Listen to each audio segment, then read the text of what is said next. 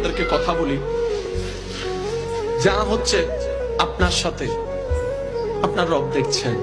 আপনার চাচা জ্যাঠা মামারা কি করছে, বড় রোকলা কি করছে দেখছেন। আপনি এটা মনে করেন না যে আপনার কেউ নাই, যিনি থাকার উনি আছে।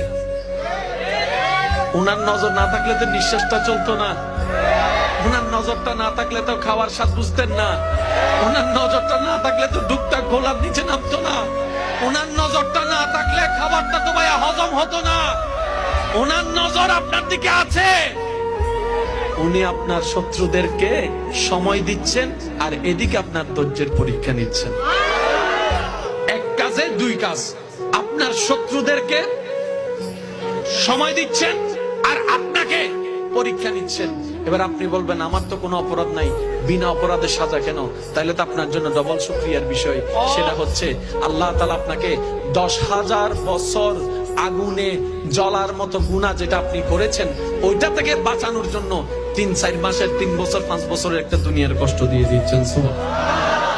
এবার বলেন লাভ না লস? জোরে বলেন লাভ না লস? আরো জোরে বলেন লাভ না লস?